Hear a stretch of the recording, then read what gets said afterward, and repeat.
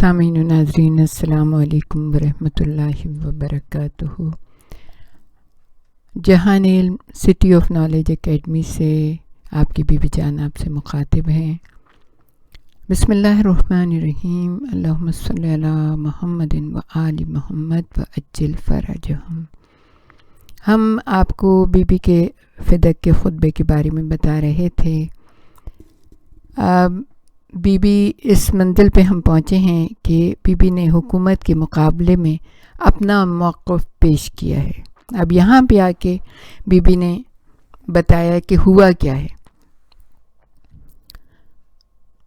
بتایا ثم قالت ایھا الناس اعلموا انی فاطمہ و ابی محمد صلی اللہ علیہ وآلہ۔ بی بی فرماتی ہیں پہلے میں تمہیں اپنا تعارف کرا دوں، پہلے بھی کرایا اور پھر دوبارہ سے تمہیں معلوم ہونا چاہیے میں فاطمہ ہوں، میرے والد محمد صلی اللہ علیہ وآلہ وسلم ہیں، خدا کا درود و سلام ہو ان پر۔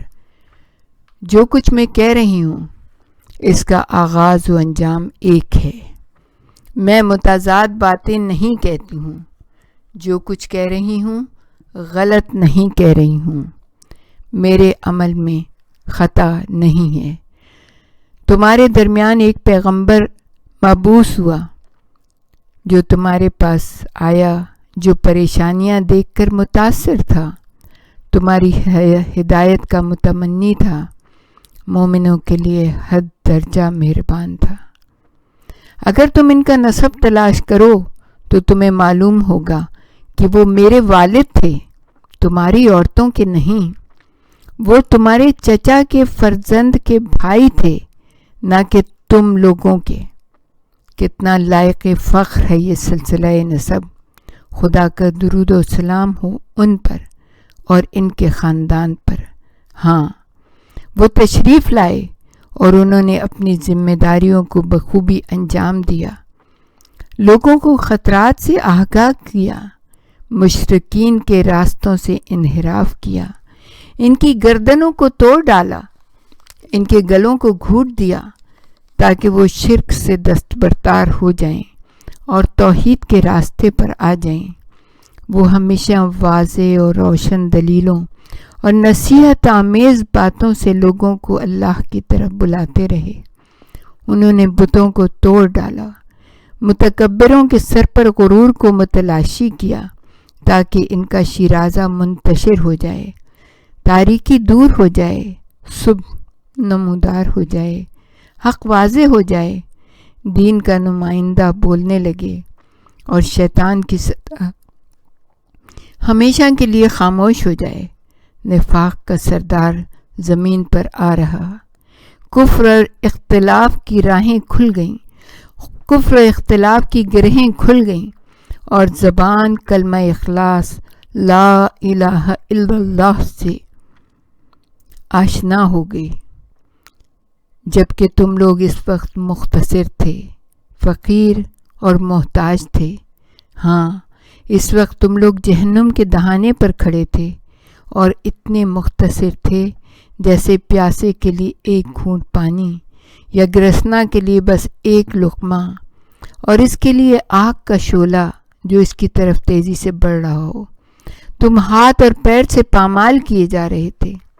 ان دنوں تمہارے پینے کا پانی گندا اور بدبودار تھا، تمہاری غذا درخت کے پتے تھے، تم ذلیل و خوار تھے، تم ہمیشہ اس بات سے ڈرتے رہتے تھے کہ کہیں تمہارا طاقتور دشمن تم پر حملہ نہ کر دے اور تم کو نگل جائے۔ لیکن خداوند عالم نے محمد صلی اللہ علیہ وآلہ وسلم کے ذریعے تم کو اس ذلت اور ذبح حالی سے نکال باہر کیا اور پھر ناتوانی سے نجات دلائی۔ انہوں نے تمہارے بہادروں سے مقابلہ کیا، عرب کے یہودی اور عیسائی جیسے بھیڑیوں کا سامنا کیا، اور انہوں نے جتنا زیادہ جنگ کی آگ کو بھڑکانا چاہا، اللہ نے اس آگ کو خاموش کر دیا۔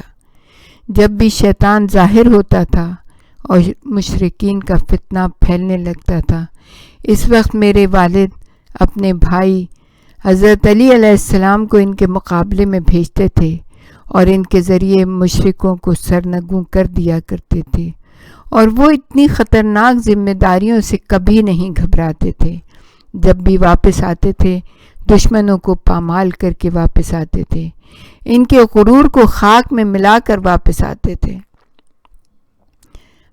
اب دیکھیں کتنا عظیم ترین خطبہ ہے، کتنا پرمانی باتیں ہیں۔ اب اس کا تھوڑا سا تشریح آپ کے سامنے پیش کرتے ہیں کہ اس باب میں جناب فاطمہ الزہرا سلام اللہ علیہا نے عظیم حقائق کا انکشاف فرمایا ہے۔ پہلے تو آپ نے یہ بتایا کہ میں کون ہوں جو تم سے خطاب کر رہی ہوں۔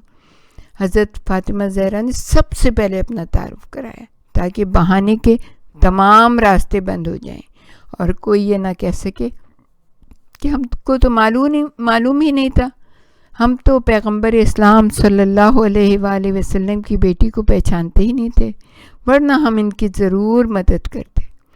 آپ نے پیغمبر اکرم صلی اللہ علیہ وآلہ وسلم کے ساتھ اپنی قربت کا خاص طور پر ذکر کیا۔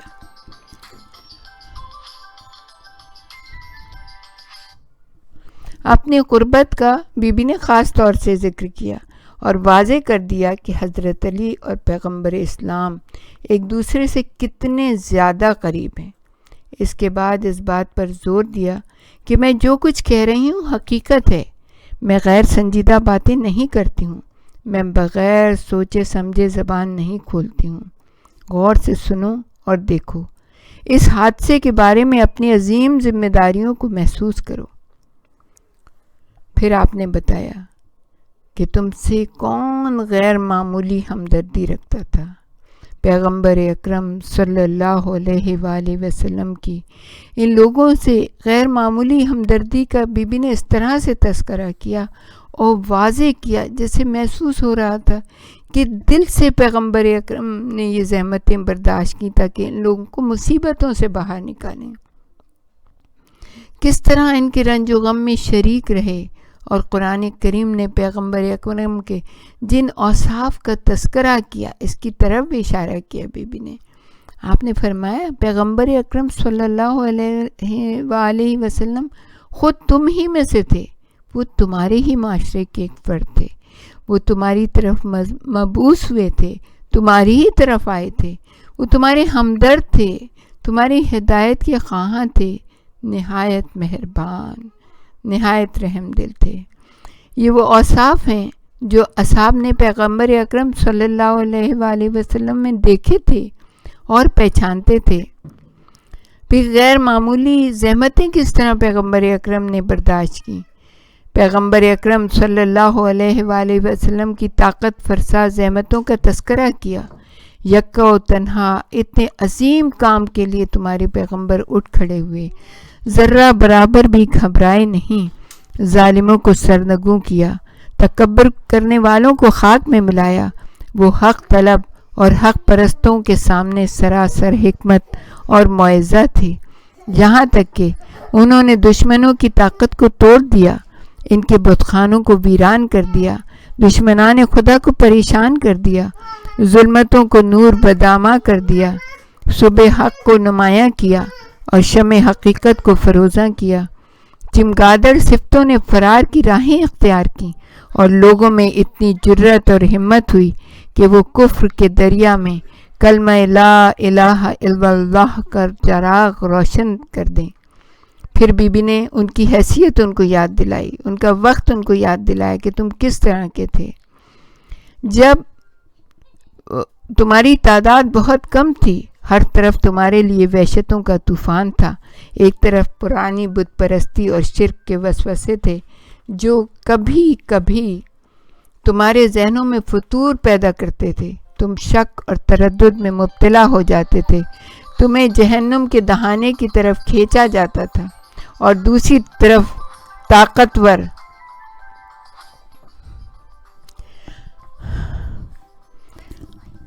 تمہیں جہنم کی طرف کے دہانے کی طرف کھینچ لے جاتے تھے، اور دوسری طرف طاقتور بے رحم اور سنگ دل دشمن تھے جو ہر طرف سے تم کو گھیرے ہوئے تھے۔ ایسا لگتا تھا کہ پلک جھپکتے ہی میں تم کو نیست و نابود کر دیں گے، تم کو کچل ڈالیں گے۔ اس وقت تمہارے پینے کا پانی گندا، بدبودار اور متعفن تھا، کوئی چیز تمہیں میسر نہیں تھی، تم ہمیشہ اپنے مستقبل سے خوفزدہ رہتے تھے۔ لیکن پروردگار عالم نے یہ ارادہ کیا کہ تم کو ان خونخوار درندوں سے نجات دلائے، زہریلے سانپوں کا منہ کچل دے، مختصر اور کمزور کیے گئے لوگوں کو ان پر مسلط کر دے، اور اس نے ایسا ہی کیا۔ زیادہ دیر نہیں گزری تھی کہ فتنے کی آگ خاموش ہو گئی، طوفان ختم ہو گیا، ظالموں نے راہ فرار اختیار کی، جہالت کی تاریکی سے استفادہ کرنے والے ڈاکوؤں نے آفتاب اسلام کی عالمتاب روشنی دیکھ کر ویرانوں میں چھپنا شروع کر دیا۔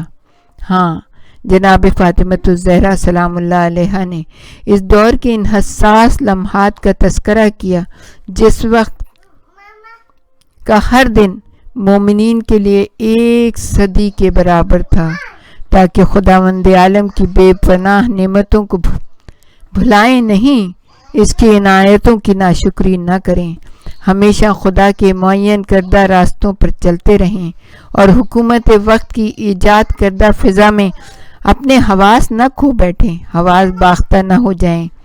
پھر بی بی نے بنت پیغمبر صلی اللہ علیہ وآلہ وسلم نے اس کے ساتھ ساتھ حضرت علی علیہ السلام کی بے پناہ خدمتوں کا تذکرہ کیا، کس طرح خطرناک مواقع پر پیغمبر اکرم صلی اللہ علیہ وآلہ وسلم ان کو بھیجتے تھے، اور وہ کس غیر معمولی جانثاری، وفاداری اور قربانی کے ساتھ دشمنوں کا مقابلہ کرتے تھے، بھڑکتی ہوئی آگ میں کود جاتے تھے، دشمنوں کا سر کچل دیتے تھے اور ان کو خاموش کر دیتے تھے، سرکشوں کے سروں کو اپنی تلوار سے جدا کر دیتے تھے، ان کے غرور اور تکبر کو خاک میں ملا دیتے تھے۔ ہر جگہ، ہر وقت، ہر میدان میں پیغمبر اکرم کے محافظ تھے، ان کے سپر تھے۔ ہاں، بس ایسا ہی شخص پیغمبر اکرم صلی اللہ علیہ وآلہ وسلم کے لائے ہوئے انقلاب کو آگے بڑھا سکتا ہے اور اس کو ادھر ادھر منحرف ہونے سے روک سکتا ہے۔ وآخر دعوانا ان الحمد للہ رب العالمین۔